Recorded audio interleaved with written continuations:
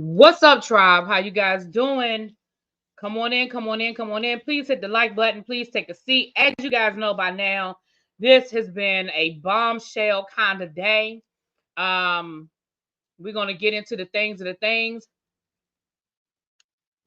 I do have the lawsuit here. I will be reading directly from the lawsuit. Please govern yourselves accordingly.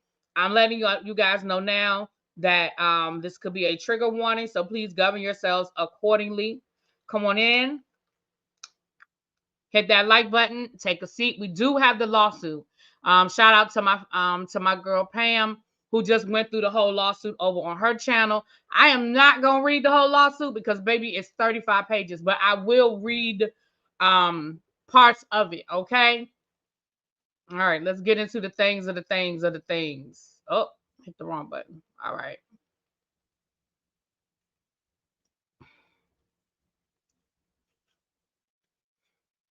Hey y'all. Hey. Let me say hi to the people. I think somebody just became a member. Thank you so much for becoming a member. Gossip in the Garden became a new member. Mwah, thank you so much. Corey. Hey, Corey. Hey, Tracy. Keisha, Lemon Kush, Amber, P, Below, Sheila, Rock Chick, Cora, DeMille, Another Round, Didi, Miss Baythang, Charles, SJ, Cross Country Cruiser, thank you. Dougie Doug, Janae, Stacy Renee, Veronica, Don't Trip, I said it. Hey, everybody coming in. As you're coming in, please take a seat, you guys. We're getting ready to get into the things of the things.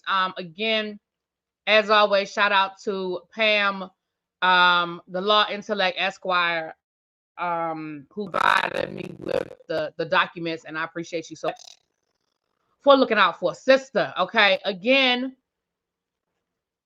we are going to read through it. Thank you, C. Wilson, for becoming a member. Remember, we are doing our 12 days of Christmas. If you are a member by December the 1st, you are eligible. Okay. Without further ado, because I know a lot of people went live, a lot of people talked about it. So we're just going to get into it.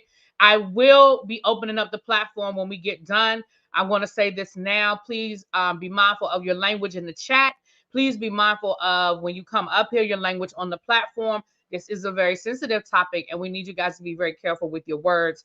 I will be speaking, I will be careful with my words as well. And again, just be mindful. Okay.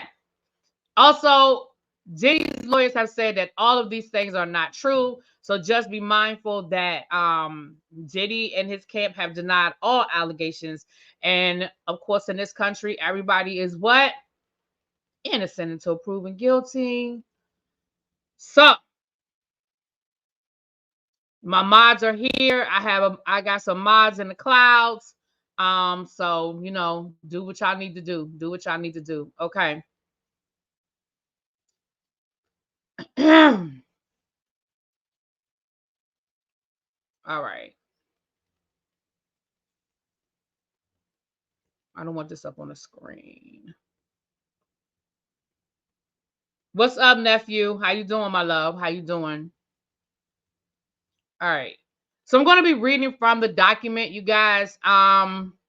Again, this is coming directly from the lawsuit. These are the words of Cassie through her attorneys. And I'm going to read through the preliminary statement, and I may read a few of the allegations, but I'm not going to read the whole thing just because it's so long. Like I said, it's 35 minutes, and I do want to have time to open up the platform for you guys to say what it is that you want to say, okay? All right. Plaintiff Cassandra Ventura hereby alleges as and for her complaint against defendant Sean Diddy Combs, also known as, Sean Diddy Combs, Bad Boy Entertainment, Bad Boy Records, Epic Records, Combs Enterprises LLC, and Doe Corporations 1 through 10. So basically, I'm suing Diddy and everything that Diddy owns or got his name attached to. Okay. Defendant Sean Combs is a rapper, record executive, properly known by his stage name Puff Daddy, P. Diddy, or Diddy. Mr. Combs came to fame in the early 1990s with his record label Bad Boy. He rose to prominence in the music and entertainment industry over the decades and is regularly referred to as a hip-hop mogul. In 2022, Mr. Combs received the Lifetime Achievement Award at the BET Records. And I'm going to skip that part. He thanked a lot of people, including Cassie, which he said, in quote, also Cassie for holding me down in the dark times, love. The truth, however, is that Cassie was held down by Mr. Combs and endured over a decade of his violent behavior and disturbed demands. For Miss Ventura, the dark times were those that she spent trapped by Mr. Combs in a cycle of abuse, violence, and ex trafficking. Among other violent and unlawful acts, Mr. Combs. So I'm getting ready to read to you guys what she is accusing him of throughout this lawsuit. So again, need you to listen to what she's accusing him of. One, she's accusing him of rape her in her own home after she tried to break up with him. She is accusing him of punching, beating, kicking, and stomping her, which resulted in bruises, busted lips, black eyes, and bleeding. She accused him of blowing up a man's car after he learned that he was romantically interested in Cassie. And Kid Cudi said that is him, and it is true. Kid Cudi has publicly made a statement within the last hour or so that allegedly Diddy blew up his car in his driveway. So that part, at least Kid Cudi is saying it was me. She is alleging that Diddy forced her to engage in acts with male ex-workers while he pleasured himself, and he filmed it. She is accusing that he ran out of his apartment with a firearm in pursuit of a rival industry executive who he learned was nearby.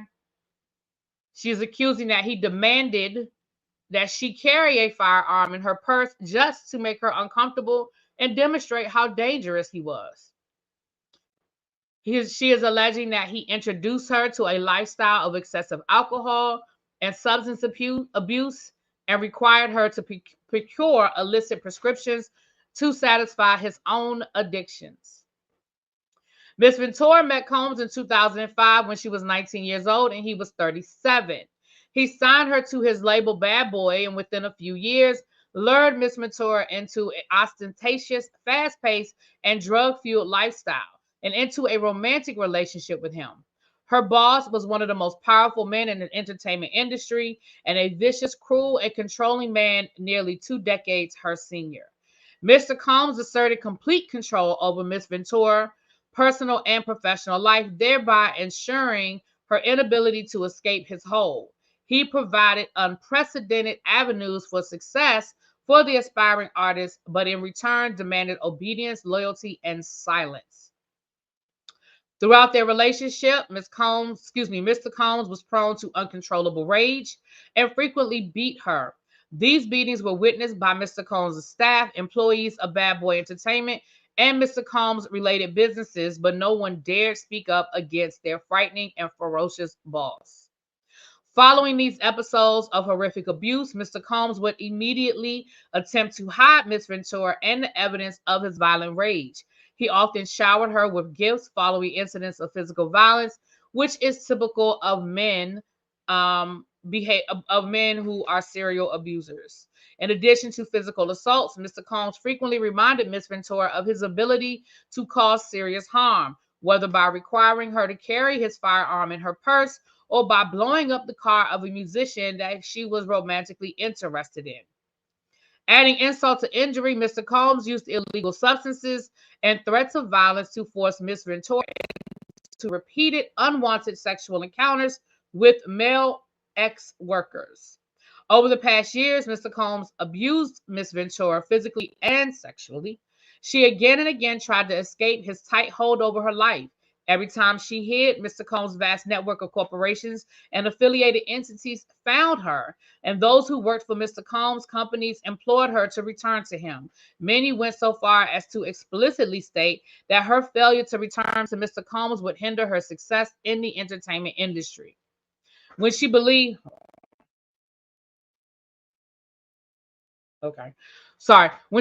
that she had finally separated from her longtime abuser, she joined Mr. Combs for dinner, after which he forced her into her home and assaulted her while she repeatedly said no and tried to push him away.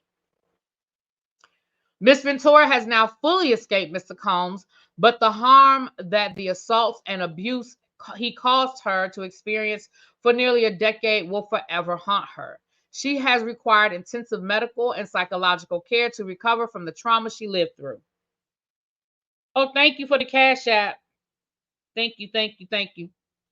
According to Miss Ventura, um, accordingly, Miss Ventura brings this action seeking injunctive, declaratory, and monetary relief against defendants in violation, and then it lists all of the different laws that they're saying that he violated, allegedly violated. It lists the parties, so we know who all, we already said who all she's suing. Let me come back to the chat for a second. All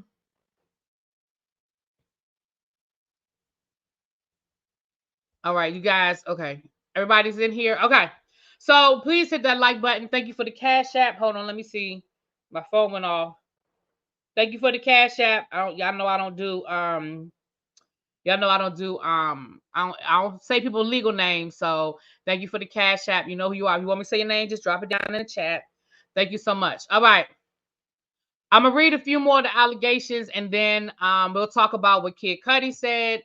We'll talk about what Diddy's lawyer said, and then I will drop the link for you guys to come up and share whatever it is that you guys would like to share. Miss Ventura met Mr. Combs in late 2005 or early 2006 after Mr. Combs heard her first single playing in a club and expressed interest in signing her to his label. At the time, Miss Ventura was 19 years old. He was 37. Within months, Miss Ventura signed a 10-album deal with Mr. Combs' record label. 10-album deal? That is ridiculous. Anyway, Miss Ventura's first album, Cassie, was released in August of 2006, debuting at number 4 on the U.S. Billboard charts. Now, the next part, I'm not going to read through all of that. She's just talking about when she was promoting it, she had anxiety, and he used that as a way to further manipulate her because she was, young and was anxious and had stage fright and stuff like that.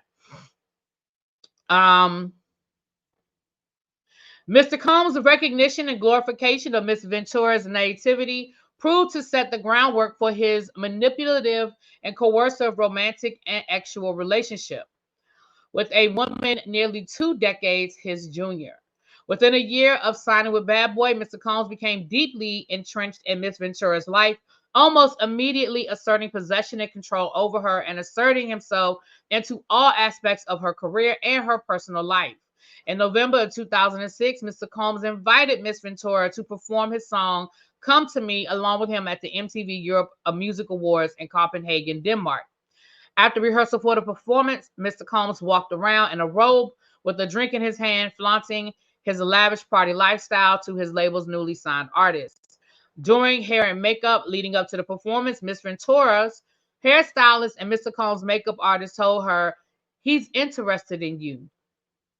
She shrugged it off to gossip and in fact expressed disgust given the large age gap between her and the president of her label.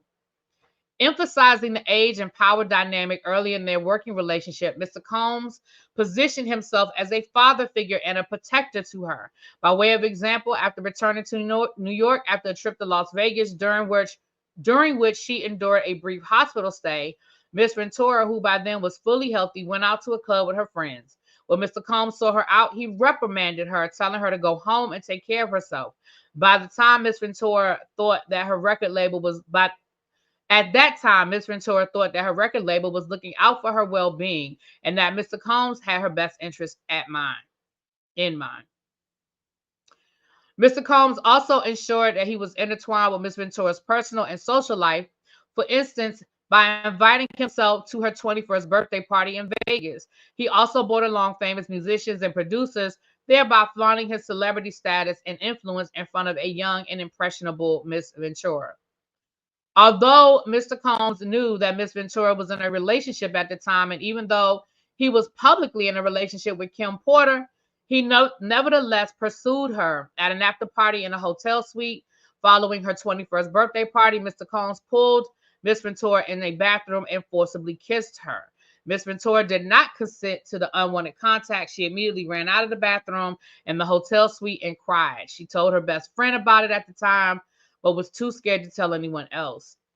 At the Video Music Awards the following day, Miss Ventura's boyfriend at the time joined her and Mr. Combs at a table at the awards ceremony. Mr. Combs became angry, telling Miss Ventura that the invitation to the awards ceremony was only for her and not her significant other. All right. The next section talks about how Mr. Combs lured her into a relationship, because I know some people are like, well, if he did all of that, how did they get it? How did they become a couple? All right. Let me come back. Let me check the chat real quick. Shout out to 156 of you guys in the room. I know every YouTuber is live right now talking about this. So for the 156 people that are here, thank you so much. And I appreciate you. Okay. All right. I'm just looking at the chat. Hey, Francois. Hey, my love. Really B and Tribe, I believe Cassie, look, brother, love up. 10 album deal when he's only good for once. 10 album deal is crazy. He's old enough to be her father. Hey, Cams. What's up, my love? All right. I'm reading just a couple of comments out the chat. All right. Was there a cat? Thank you, Jay Wash. Love the tribe. Hashtag family. I choose. Thank you so much, my love. Thank you so much. Thank you so much. All right. Let me go back. I'm going to go back and read some more. Now we're about to find out how he eased her into a relationship, okay? Despite her clear rejection of Mr. Combs' advances, Mr. Combs continued to demand Miss Ventura spend time with him, including for a weekend at his residence in Miami and a 4 nights out in New York.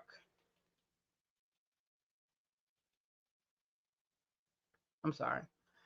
One particular night around September the 27th, 2007, Mr. Combs insisted on taking Miss Ventura out. She acquiesced, fearing that rejecting him would have repercussions for her album deal and Mr. Combs and her album deal and Bad Boy and her, her record deal.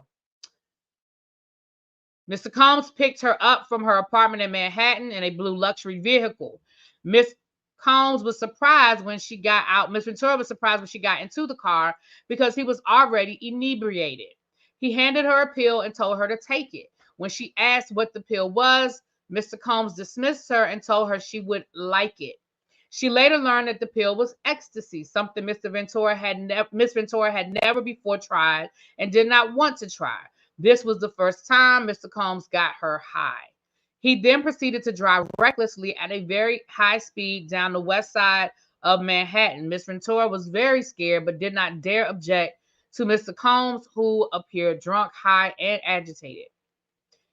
He then took her to an upscale lounge in downtown Manhattan, where he proceeded to get into an altercation with the security staff, who would not permit Mr. Combs to enter, presumably because he was belligerent. Miss Ventura decided to go home. But for the remainder of the night, Mr. Combs messaged her insistently complaining that he left them high and dry and alone. I think it's supposed to be that she left them. Okay. In fall of 2007, Mr. Combs flexed his power and influence when he paid a promoter to create a fake flyer for a party hosted by her. This fake posting allowed Miss Ventura to have an excuse to go to Miami and get away from her boyfriend by using the guise of a legitimate event she had to attend. Miss Ventura was stunned at how easily Mr. Combs was able to recruit others to lie for him. Miss Ventura was uncomfortable with the fake flyer, but because the request to go to Miami was made by the owner of her record label, and because she was scared to go against his wishes and face repercussions to her career, nascent career, I guess, Mr. Ventura agreed to join Mr. Combs in Florida. Miss Ventura agreed to join Mr. Combs in Florida. During the trip to Miami, Mr. Combs provided her with copious amounts of drugs. She also became more intoxicated than she'd ever been in her life, and her intoxication lasted through the weekend trip. As she wanted Mr. Combs to continue to support her career, she felt she could not refuse. Mr. Combs urging her to take more drugs. After providing her with drugs, he had intercourse with her during the trip. Within 2 years of meeting Mr. Combs, she found herself lured into an immediate circle of her boss, the owner of her record label, and one of the most powerful men in the entertainment industry. From the very start of their relationship, Mr. Combs exerted power and influence over her. The dynamic was fueled by their nearly 20-year age difference, as well as their relative positions in the entertainment industry, with Mr. Combs considered a music mogul and Miss Ventura was at the very start of her career as an entertainer.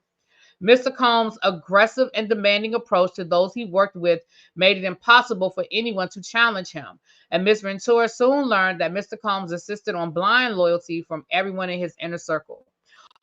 Although Miss Ventura has saved up some earnings from her young modeling career, Mr. Combs' display of wealth was intimidating to her. Mr. Combs paid for things with wads of cash and would repeatedly tell Miss Ventura, "Don't worry about money. I have money." He expensed lavish vacations for him, and Miss Ventura purchased a car for her, paid for her apartment, and provided her with extensive amounts of designer clothing. Around 2008 or 2009, Mr. Combs began to rent an apartment in Manhattan for her. The apartment was in walking distance of his New York residence. He first showed her that apartment by bringing her there with her parents. Miss Ventura's parents were skeptical of the mogul's display of wealth, but proud of their daughter's newfound success. Around 2010, he did the same thing in Los Angeles, and then he eventually did the same thing, I think, in Florida as well. He also bought her a Jaguar. Again, I'm just skimming through this, you guys, because I don't want to read everything line for line. All aspects of Miss Ventura's life were controlled by either Mr. Combs or his management companies. Every event she attended, from the travel to the makeup to the clothing, were paid for directly by Combs and his companies. All right, I'm going to skip down to the abuse, and this is the part where I want you guys to be very clear. Again, let me pause here. If anybody needs to exit, I understand. This is the part where she starts talking about the abuse, and it does get deep, you guys. So again, I do not want to trigger anybody. This might be the time if you need to exit. Everybody else, remember, I'm gonna be talking I'm gonna have to use some creative language. So please, you gotta hear what I'm saying, read between the lines, do what you need to do with it. Okay. Mr. Combs and Miss Ventura's relationship becomes violent and abusive.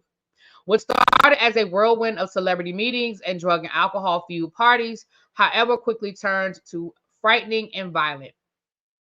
Miss Ventura was also exposed to the intensive violence that pervaded Mr. Combs' rise to fame. For example, on one occasion when Mr. Combs and Miss Ventura were using drugs together in his home, one of his security staff barged in and announced that Suge Knight, a longtime rival of Mr. Combs, was spotted at Mel's Drive-In Diner in Los Angeles. Mr. Combs began to get dressed, retrieved multiple weapons from a safe, and ran out of his home to where he believed Mr. Knight was dining. Miss Ventura became terrified and began to cry. So Diddy was going to run up on Suge.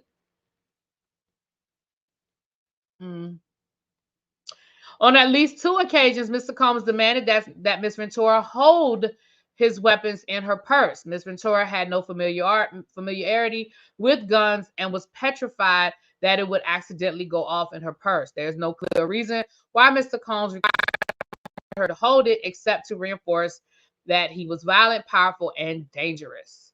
Over the next decade, multiple times each year, Mr. Combs would violently beat her, leaving bruises on her body. After every instance, Mr. Combs used his money and power to orchestrate extensive efforts to hide the evidence of his abuse, including hiding her in hotel rooms for days at a time to let her bruises heal. On one such instance, after a party with Jay-Z, Mr. Combs beat her repeatedly in an escalade, including kicking and hitting her. He forced her out of the vehicle on 5th Avenue in New York. She was eventually able to hail a cab and get to her apartment, where she cried in fear, realizing that she could tell nobody about what happened at the hands of this incredibly powerful man. She spent 3 days hiding in her apartment. January of 2009, Mr. Combs learned that Ms. Ventura spoke to another music manager at a party. He became enraged. She had hoped that speaking to this manager would allow her to further grow her career and that Mr. Combs would be happy for her. He instead became extremely angry, pulled her out of the cab where the party was taking place. In the car leaving the club, Mr. Combs beat her, pushing her into a corner of the vehicle and stomping on her face. Mr. Combs' security staff, Roger Barnes, tried to stop the beating, but was unable to de-escalate the situation. Now, Roger Barnes, going to get ready for that good subpoena, sir. I don't know where you are, Mr. Bonds. I don't know if you still work for Diddy. I don't know if you retired. I don't know if you still on this side of glory. But, baby, go and get ready for some paperwork if you ain't already got it. When the car arrived at Mr. Combs' residence, Miss Ventura attempted to run away, but he followed her and proceeded again to kick her in the face. Miss Ventura was bleeding and was ushered into Mr. Combs' home, and she began to throw up from the violent assault. Upon realizing the damage he had done and the physical evidence of his abuse, he panicked and forced his staff to bring Miss Ventura to a hotel suite at the London Hotel in Los Angeles, where she was required to stay for a week. During this stay, her injuries from the beating healed. Miss Ventura began to fully realize that Mr. Combs' tremendously loyal network not only knew about and witnessed his assault, but also these witnesses were not willing to do anything meaningful to stop him and his behavior. She recognized she was powerless and that reporting Mr. Combs to the authorities would not alter his status or influence and would merely give Mr. Combs another excuse to hurt her. So she said she felt powerless. All right, let me come on over here. All right. All right. I'm reading the chat. I believe all of this, and folks wonder why he never married. My gosh, wow. My heart hurts for her. Why didn't she go to the police? Insanity. Stopping her face. Oh, this bastard is a monster. I'm just reading the comments. Hey, everybody coming in. It's 224 people in the chat. If you could please hit that like button, I would appreciate it so much. And if you're new here, please hit that subscribe button. I am reading directly from the lawsuit. I'm not reading from a news article. This is directly what Cassie's lawyers are saying, are Cassie's stories. Whether you believe it or not, this is directly coming from her mouth. Well, by way of her attorneys. So again, I'm trying to be as sensitive as I can with the language, but you guys hear what's going on. Okay. While in the hotel, she asked to go home to her parents, but Mr. Combs wouldn't let her leave. She lied to her mother when asked about an online gossip forum that reported the assault. Mr. Combs proceeded to instruct his assistant to purchase excessive amounts of gifts for Miss Ventura, which were delivered to the hotel room where she remained trapped. She was terrified, isolated, and unable to see a pathway out of this abusive hold on her life. She found herself becoming numb to it she was experiencing and became entirely beholden to his demands. She began to blindly follow his instructions out of fear of again being on the receiving end of a vicious beating. By Mr. Combs' own admission, his relationship with Miss Ventura was like Bobby and Whitney, a clear acknowledgement of the unequal power dynamic, excessive domestic violence that permeated their relationship. From the outside looking in, Miss Ventura had heard others refer to her relationship with Mr. Combs akin to Ike and Tina. Her volatile and abusive partner also owned her label and therefore held her future success in his hands. He had fully extorted control over every aspect of her life. Here's the part that gets into the SEX stuff. So again, I'm letting you guys know there's 253 people in this room. Again, and this is the last section that I'm going to read. Before I read this section, I just want to give a trigger warning. This is the part that gets into the alleged sexual abuse. Okay. So again, I'm going to be very careful with my language, but if it's going to be a trigger, I understand. Okay.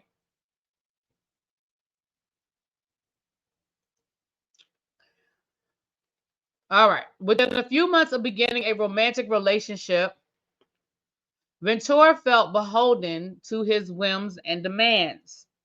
While in New York City, Mr. Combs told Ms. Ventura that he wanted to engage in a fantasy called voyeurism. Mr. Combs said that it would turn him on if he saw Ms. Ventura with another DICK. The first time Mr. Combs hired a man and brought the man to his home in Los Angeles, the man, Mr. Combs, and Miss Ventura wore masquerade masks and ingested drugs. Mr. Combs directed Miss Ventura to perform sexual acts on this man while he watched and pleasured himself. The entire encounter lasted multiple days. Mr. Combs began to call the arrangement a freak off or a FO. He would repeatedly tell Miss Ventura at random moments that he wanted a FO, and Miss Ventura would eventually expect to facilitate the location and the hiring of the workers. At certain points during Miss Ventura and Mr. Combs' relationship, he would insist on an FO weekly. Mr. Combs would repeatedly tell Miss Ventura that the practice was for our thing and our secret. FOs would often take place in hotel suites, including at the Trump International Hotel in Columbus Circle, Beverly Hills, the London Hotel in Los Angeles, the Intercontinental Century City and Intercontinental Atlanta, Intercontinental New York City, the One Hotel in New York and Miami, the Mandarin Hotel in New York and Miami, the Fontainebleau in Miami, the Beverly Hills Hotel, and Shutters on the Beach in Los Angeles. Now listen, she being very specific. She done listed about 10 different hotels. She's been very specific. On one occasion around 2013, Mr. Combs had an FO set up at the Intercontinental, after which he was charged with tens of thousands of dollars in damages to the hotel. Upon information and belief, Mr. Combs' chief of staff, Tony Fletcher, paid the invoice charged by the hotel. Well, what did y'all do to the hotel? Oh, okay. Miss Ventura was eventually instructed to use websites and escort services to find male workers to participate in these FOs. Mr. Combs told Miss Ventura search for a large black penis. Sometimes Mr. Combs would pay to fly male workers into the location, including multiple cities in the United States as well as abroad. He required Miss Ventura and his staff to help him make these arrangements. Mr. Combs' assistants would help to set up FOs, including by setting up the hotel suites with baby oil and Astroglide.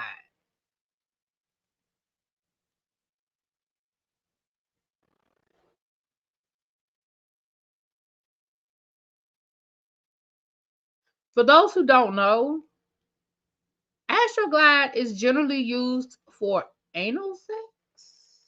So you specifically asked for large attachments and then y'all engaged in Mr. Combs always supplied Miss Ventura and the workers with copious amounts of drugs before and during these sessions. Miss Ventura was given ecstasy, cocaine, GHB, ketamine, marijuana, and alcohol in excessive amounts, which allowed her to disassociate during these horrific encounters. It became commonplace to get IV fluids on the days after to recover from the excessive substances pushed on her. Miss Ventura was required to dress up in lingerie, and Mr. Combs insisted she wear white nail polish to contrast her nails with the skin of the black men he hired. Combs would instruct Miss Ventura to pour excessive amounts of oil over herself. Mr. Combs would then instruct Miss Ventura and the workers to speak to each other and then would specifically tell Miss Ventura where to touch. He would say things like, grab that big black, and ask her, how does it feel? In addition to directing Miss Ventura and pleasuring himself, he would use his phone, laptop, and tablet to film. He treated a forced encounter as a personal art project, adjusting candles he used for lighting to frame the video he took. While Miss Ventura quickly deleted any photographs or videos of acts that were taken on her phone, he would repeatedly remind her that he had the videos. Even when she deleted videos, he would tell her that she would never be able to recover, that he was able to recover deleted videos from her devices. On one occasion, he sat next to her on a flight and made her watch a video that she thought she had deleted, further reinforcing her inability to escape the power he held over her. I think we get the point. I don't need to keep reading all of that. I think we get the point.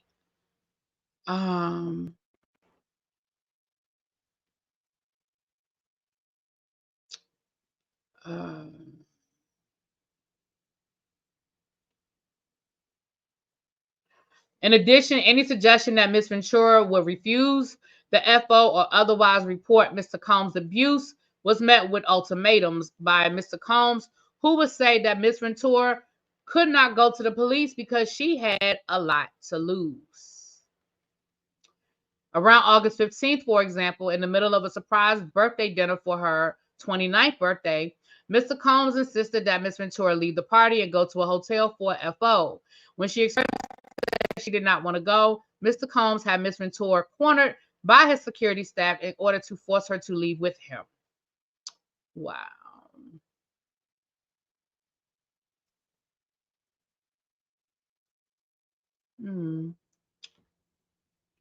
Mr. Combs was severely intoxicated and at one point during the night picked up one of Miss Ventura's friends like a child and dangled her over the balcony. Now, I wonder if that friend gave a statement. I wonder if that friend is going to give a statement.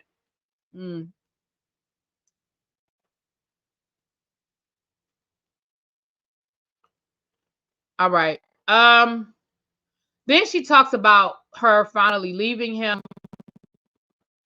She tried to leave several times, and then she finally was able to leave. She was finally able to leave him, but she said that before she left for good, he actually sexually assaulted her. She talked about later on, like further down. I'm done reading, y'all. I'm done reading. I'm just gonna tell you a little bit about the rest of it. She talked about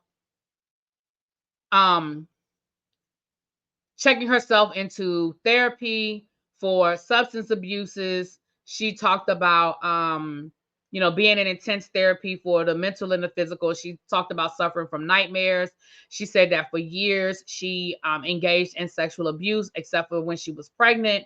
That was the only time she was able, like she was sober until, she was able to finally kick the habit. Yeah, so that's the like I said, it's a 35-page document. And if you want to hear the whole document, Pam read from beginning to end over on her channel. It took her over an hour just to get through all of the allegations and then some. Now, yeah, I saw that, Lauren Bishop. Aubrey O'Day said she tried to tell us, and again, I'm going to quote my man Harold. Girl, it wasn't that we didn't believe you, it's that we didn't like you. And I think honestly that unfortunately that is an issue that a lot of times we get caught up on the messenger and not the message, because you can go back. Tasha K did this story 4 years ago. There's a video. You Google Tasha K and you Google Tasha K, Cassie. There's like I think it's like maybe a 9-minute long video that she did 4 years ago that said this exact same thing, that Diddy abused Cassie for the 10 years of their relationship. There's another ex-girlfriend that did an interview with one of Diddy's ex-girlfriends that did an interview with Tasha K. They did a whole 4-part series, and a lot of it is very similar to what's in this lawsuit. But again, I think that was a messenger, not the message situation. Kid Cudi has come out and said that he was the person that allegedly had his car blown up. He said that his car was actually blown up in his driveway. So again, all of that stuff tracks. All of that stuff tracks. And I'm not saying that makes it true. I'm not saying that makes it true. But that a lot of that Jaguar Wright. Now we know that Jaguar Wright, we know she's got some mental health issues, but Jaguar Wright told us too. Now I dropped the link. I'm opening up the platform for about 30 minutes for you guys to come on up. Again, be respectful in your language. Be careful with your words. I know it's a lot. I know some of us are angry. Some of us are triggered. I get all of that. But we have to be very respectful and be very mindful of our language and of our words. It's 297 people in the chat. If you guys could do me 3 quick favors. 1, please make sure you hit that like button. 2, if you are new here, please subscribe. I appreciate you guys so much. And 3, thank you. Thank you for being here. Thank you for enjoying the content. Again, enjoy might not be the right word for what we're talking about, but thank y'all for being here. Again, I know everybody's going live to talk about this, but I appreciate you guys choosing to be here. I appreciate that. I knew my girls were gonna come up. Hey Tracy, and little baby is here too. Go ahead, Tracy. Sound off, my love. Now be careful with your words, Tracy. But sound off, my love. Thank you for the Cash App. Somebody just sent me a Cash App. I appreciate you so much. Again, I don't call out people's government names. So if you want me to know it was you, drop it in the chat. And I appreciate you. Thank you so much. Again, donations are not required over here, but they are appreciated and accepted. So go ahead, Tracy. Am I the only one that feel like he should just be in the cell right next to Robert, and we could just call this even? I fully expect that this is going to open up the floodgates. I fully expect that more people are going to tell their story. I fully expect that people who've been telling their story and nobody was listening will have bigger platforms to tell their story. And I fully expect that within a year we're gonna get a Surviving Diddy docuseries down to the Lifetime. Now that's my prediction. You heard it here. I'm with you, Tracy. I mean, if these things are true, and again, I have to say that this is all allegations. So you got me saying R. Kelly. Diddy and his team have said that these things are not true, and that he looks forward to his day in court. But again, if these things are true, yeah, he deserves to be sitting right next to him. Absolutely, absolutely. I'm just listen. I'm a firm believer of where there's smoke, there's fire, and when there's this much smoke, it seems to be, a little fire going on around there. You know who I haven't heard from? Carisha. If she know, listen, mm, yeah, I'm gonna just leave it at that. Mhm. I sure haven't. Sure Yeah, we haven't. haven't heard. We have not heard from Carisha. I just, Nope. I sure haven't, because I sure was looking. I was like, Carisha, please tell me what you got to say about this one. Yeah, 50 Cent definitely. Listen, a lot of people have said things about Diddy, but again, Diddy is powerful. The reality of the situation is, and again, I think sometimes because we're not in the industry and we're not in that world, I think sometimes we underestimate the power that people yield.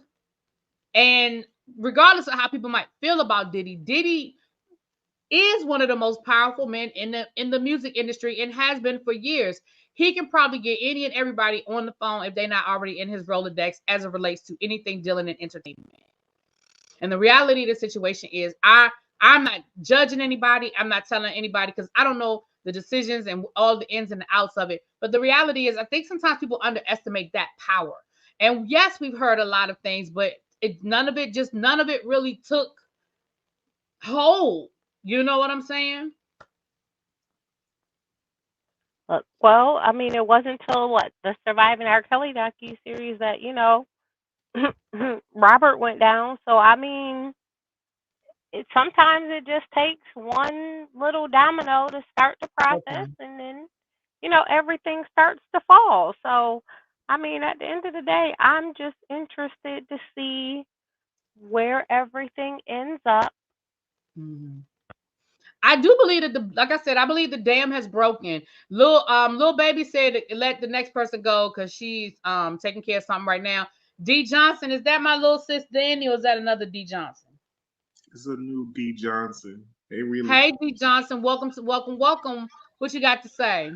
I just, I'm just always just not shocked by this anymore. As someone who's worked in the entertainment industry for probably the past, I would say, almost 7 years now, these things are very normal. I've definitely been at work and seen a celebrity or someone who's higher up in the department just yell at you. There is no HR. Like you literally just kind of are Mhm. on your own. And it's unfortunate because you're around all of these people and a lot of us are not going to react because at the end of the day, yeah, you could call that person out, but I promise you, they're spending more money to keep that person on staff for whatever is going on versus you. And they would definitely say, okay, we'll write you your last check and thank you for your services. And this is your last day. That is very Mhm. normal in the entertainment industry. And I want a lot of people who don't work in the entertainment industry to understand to don't think about how it works, and actually no, think about how it works in regular HR in a regular job. It's the same way.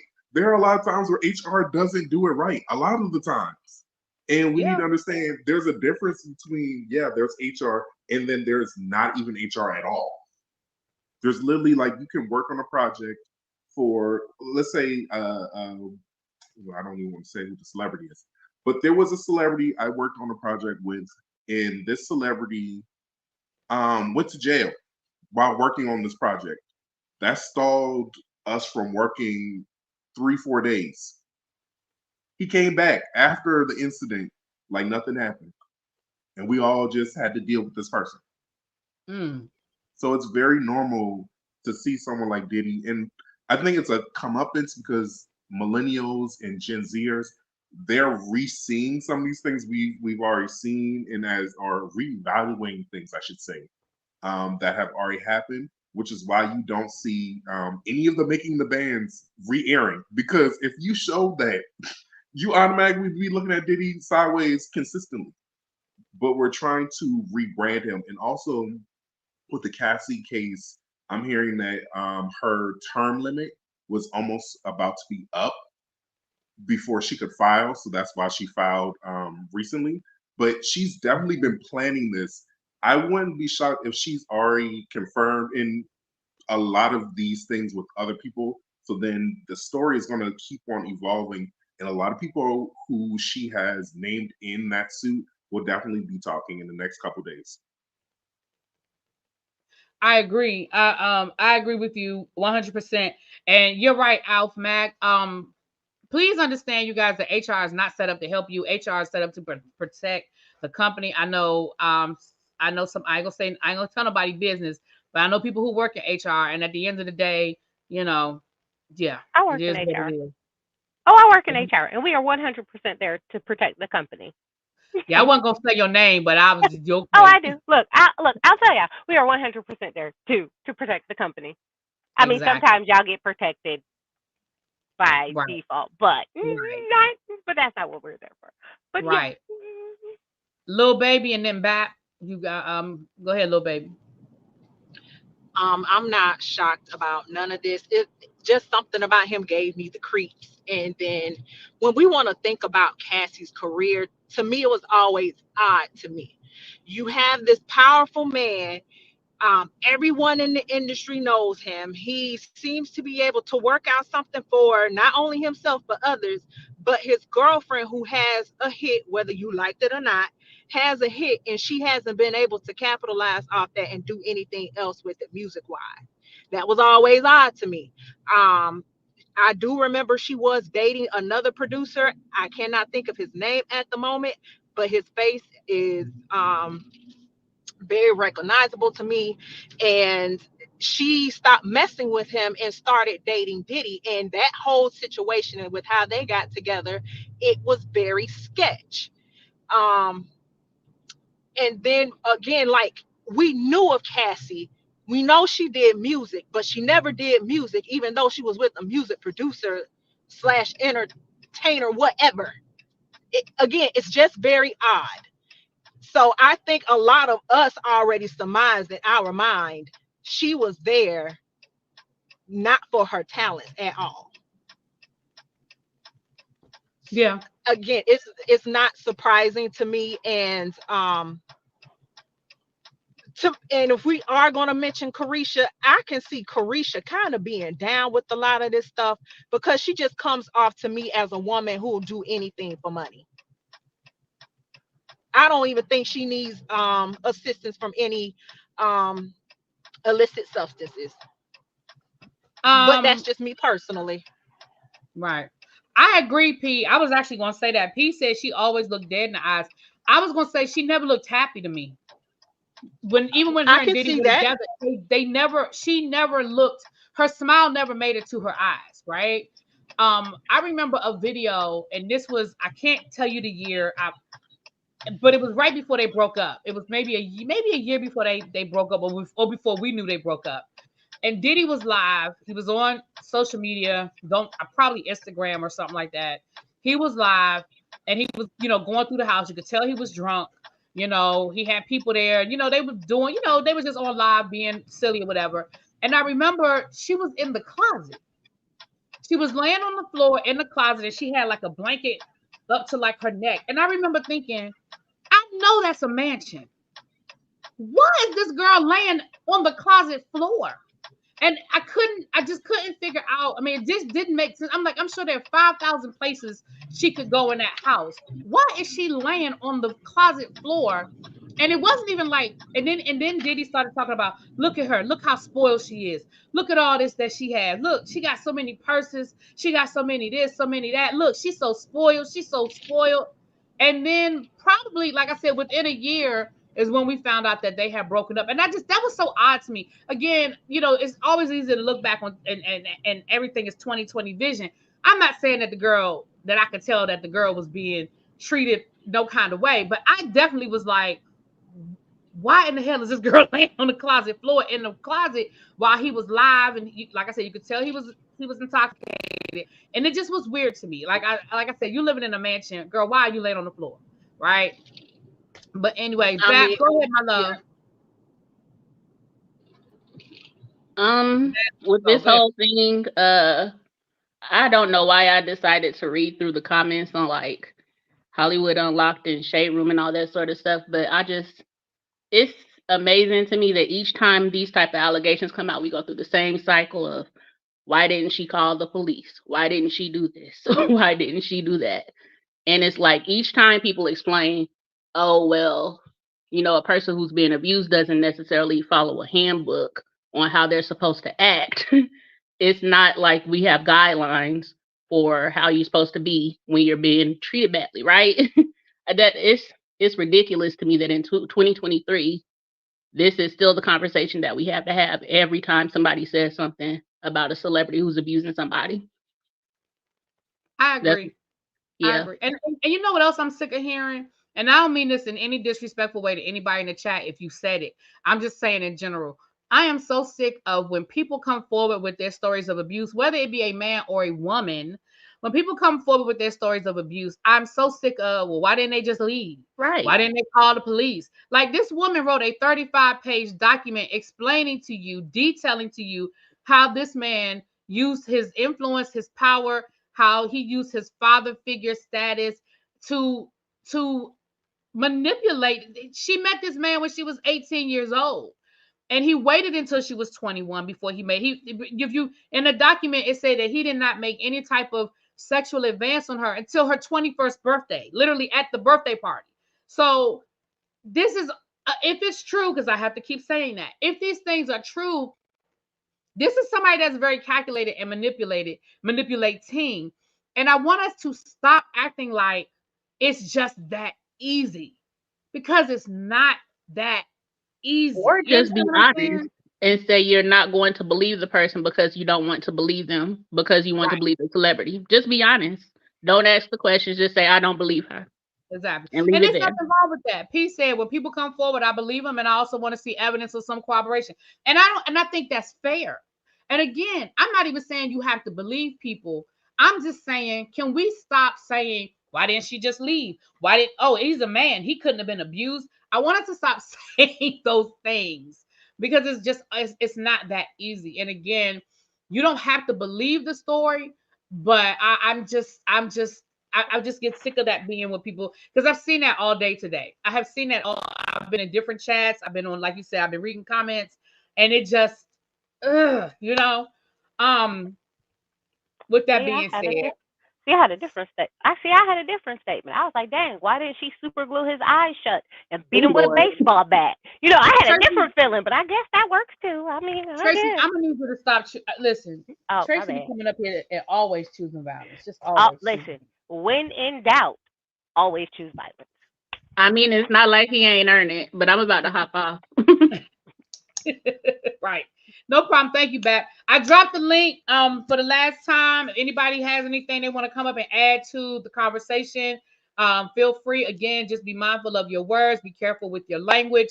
I know this is a very sensitive topic, but y'all know how YouTube is. This video probably already ain't gonna be monetized, and that's cool. That's cool. because I probably said certain words too many times when I was reading through the document. But it's YouTube, so y'all know it is what it is. I want to thank Jay Wash for the Cash App. Thank you, my love. And I also want to thank you, Jay Wash, for holding me down outside of the tribe. Jay Wash was representing over in Pam's chat. He sent her a Cash App and he shouted out the tribe. Thank you so much, my love. I do appreciate that. I appreciate when y'all take us other places and y'all carry us into other domains. I do appreciate that. So thank you for the Cash App and thank you for repping us. For sure, I agree, because getting up and going is not easy depending upon the circumstances, especially when you have kids. And even when you don't, it can be tough. She was coerced per her allegations. I agree. Like who And are we can we also?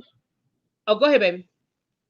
No, I just wanted to say, can we also talk about, when we want to talk about powerful people, we have to understand Diddy's history, especially when there are allegations of roles that he played and possibly being in Tupac's and or Biggie's Red Rums. Are we going to sit up here and pretend like this man does not have some sort of strength somewhere? Like, I don't think it's that easy. And again, we're talking about someone who has his hands in many pots across the music industry. He knows it has all the pull possible to make Cassie a star, but did it? You know, honestly, that was always something I always wondered too. I said, how you gonna beat this? Let me tell y'all something. There was a little singer in Detroit that had an affair with the owner of the record label, and she became one of the most powerful, successful divas of her time period, and that is Diana Ross. Okay, Diana Ross had a whole affair with Berry Gordy, and she went from being the backup singer to the lead singer to the soloist. Okay, so all I'm saying is I don't understand. Like you said, sir, you certainly had the power and the influence to get her there if that's where you wanted her. Clearly, that's not where you wanted her. I mean, let's just call this thing a thing. That's not where you wanted her. Yes, she is married now with 2 kids. Absolutely. Matter of fact, and her husband is beautiful. Oh, he fine. Her husband used to be his trainer. Oh, Yeah. the scandal. Yeah, that's how they met. He used to be Diddy's former Oh, personal I trainer. didn't know that. Now that I didn't know. Ooh. Okay, Well, girl. Well, They like to pass a lot of women around in the industry. That's what they Hey, do. King Whitney. I see y'all coming back with a Um, season 2. I'm gonna have to get over there, honey. I'm gonna have to get over there. the producer she was with before Diddy is Ryan Hey, Leslie, Monkey. who is signed to the same label for Bad Boy. So they were all working, like, understand, like, Diddy is both of their bosses. He goes in between and says, "Hey, I want your girlfriend." Now Yeah. he's with Cassie, and it's just like at the same time he's your boss. Like you got to keep saying that in your head. He's the one who like literally pays her bills, all of these things, and it's just like there are people who are online trying to say, "Well, why?" Like once again, why is she doing this? Why? And it's just like I don't know how y'all don't understand how he's her boss. Like at the end of the day, anything that he does to her in any way is still wrong. You're And right. can I And also say SJ, this? go ahead, boo.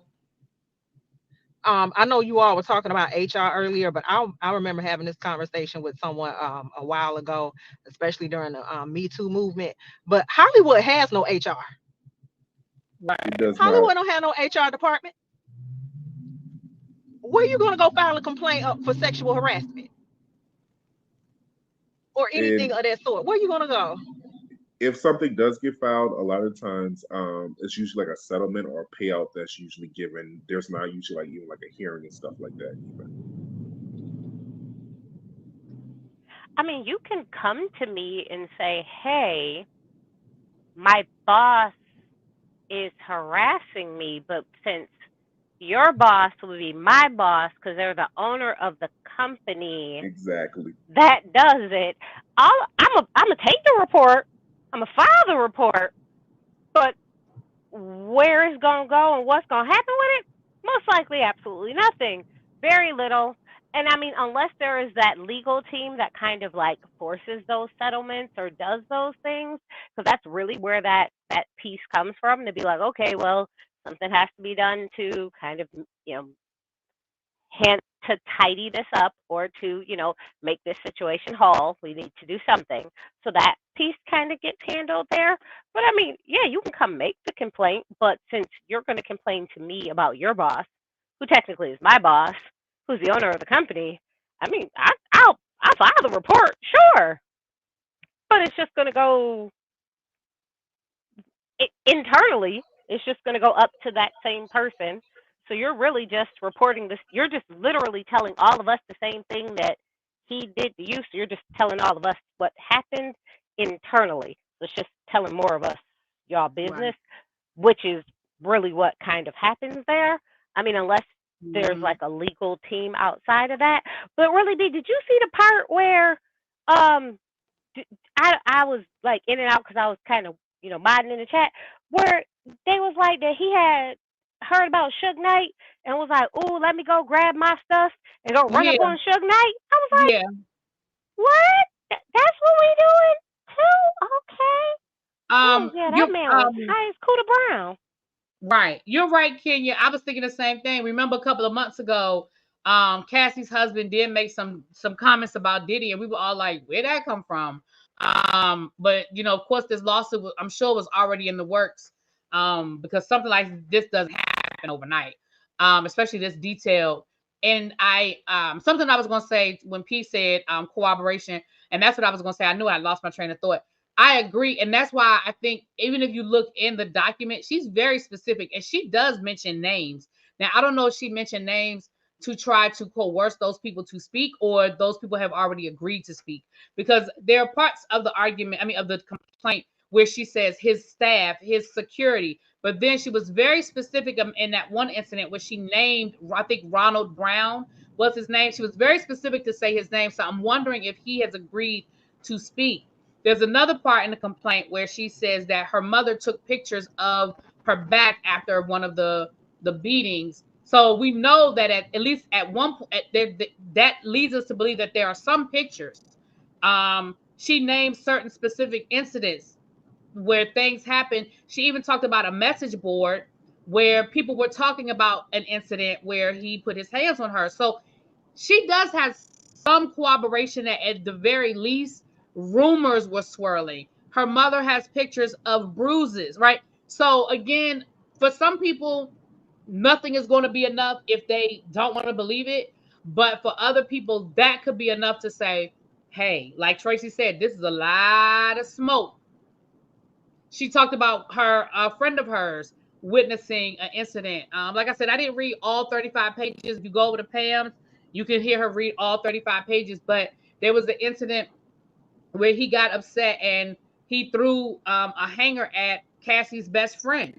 And the two of them got into, like a verbal back and forth where Diddy ended up giving her money, like, paying her off to not file any type of charges.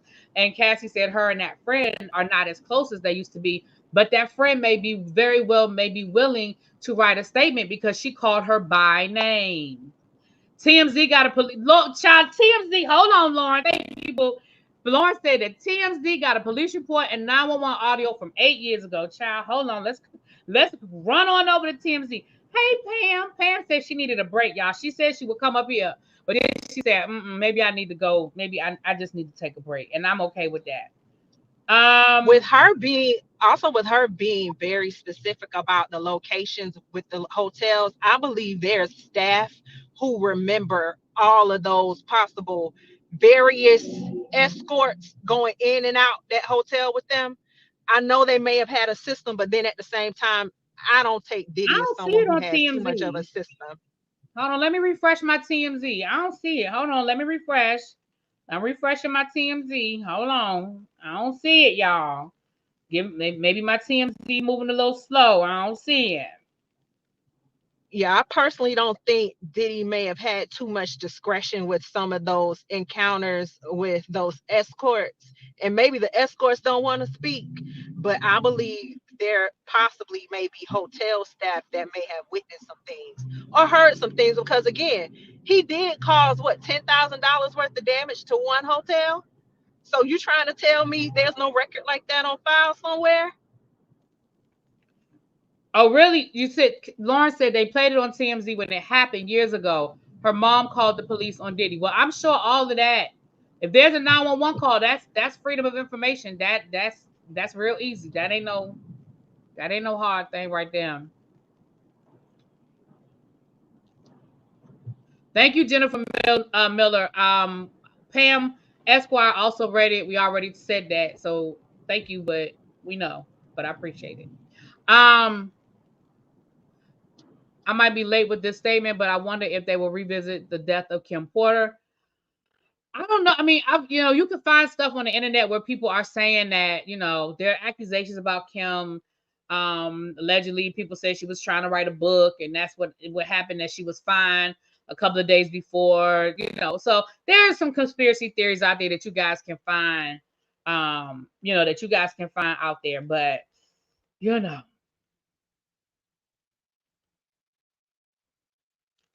Wait a minute. Young Jock details the moment Diddy made Cassie shave her head.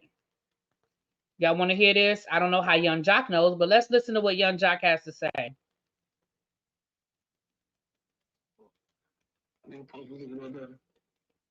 Y'all can't hear this. This white woman who was bottles on bottles on bottles around. It was lit. Hope jumped up here. Cassie said, "Listen, my wife right here, Cassie right here." And then jumped off the bar. Came over and said, "Yo, tomorrow, I want you to shave the side of your head." And I was like, what the fuck kind of request is that? So when I'm like, what the fuck? So when I look up now, this white woman side of her head was shaved, my nigga. That bitch looked good with it. So I was looking at Cassie. I'm like, "You know how to do that, are you?" She said, "Well, I mean, whatever Sean wants, I'm gonna do." I'm like, "Well, you make sure you send me a picture before you do that shit." So within like 2-3 days, she sent me a picture. I'm like, I'm like, that shit look good. And that shit hit the internet. Boom. She started the whole trend, man. The whole trend. And I watched it. She started the whole. So this is something he talked about before. This is an old interview. It's not like he said it today. Y'all couldn't hear it. Well, I'm sorry. Again, it's on the. If y'all go over to on site, it's on site. It's over there. All right. I'm sure everything. See, I'm telling y'all, the dam is going to break. Everybody is going to be talking now about this. Everybody's going to have a story. Everybody's going to have something to say. Everybody. So I'm sure over the next couple of days,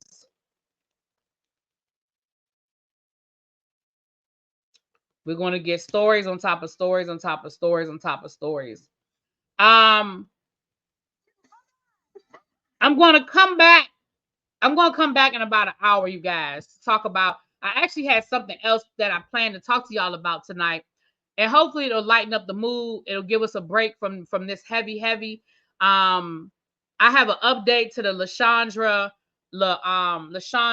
story. Remember the couple that broke up, and she was telling all the business about how her wife didn't pay the rent and any of those things. So I have an update to the story. Hopefully that will lighten up the mood, you guys. That'll take a break from this heavy stuff.